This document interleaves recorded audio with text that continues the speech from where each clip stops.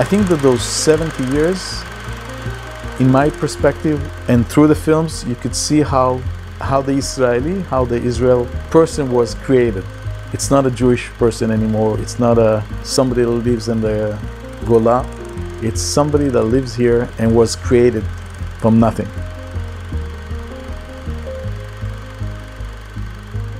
My name is Ofer Cohen. I'm the owner of Linov Production Labs in Israel. We do film transfers and digitize every format to digital format.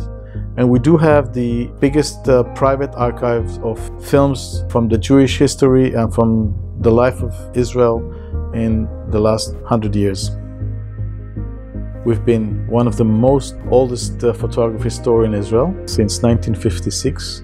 We're getting people from all over the country and we asking them, do you have films? And believe it or not, but from that point, we got the most exciting films in Israel. Suddenly you see Ben Gurion in 1939. He was hidden in the closet for 80 years and suddenly you see him in color. We found out a lot of films that were shot during the wars, during very special operation of the army. So for instance, we brought back to life a movie of a soldier that was killed in 1973 and we brought the film back to his mother. She's 102 years old and until that point she had only black and white picture of her son, and suddenly she could see the last minute of him in HD in color. I have the first 2 minutes of the beginning of the war in 1973. This was a very special war. It happened suddenly. And in this film, which we found out by luck, you could see 4 people having a nice picnic in Sharm el-Sheikh in Sinai, and suddenly the war starts in the sky and they see planes are dropping down on their head. So it shows how the picture changed drastically from very quiet life to a big danger or a big tragedy that happened to Israel.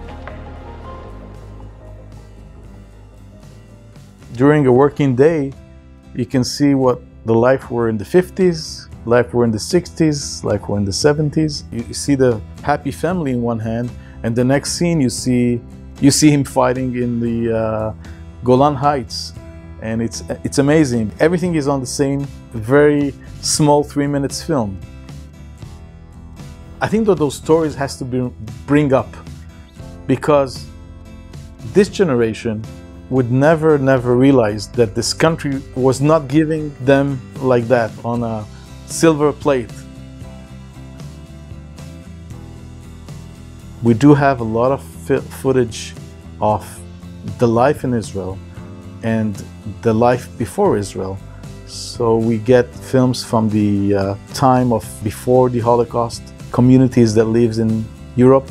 We have films of people that immigrate to Israel. The films of the very first steps of families in Israel.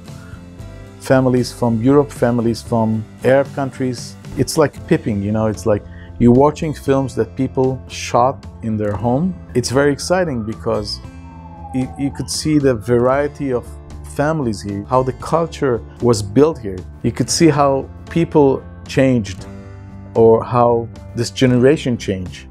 It's beautiful to see what happened here or the changes along the years.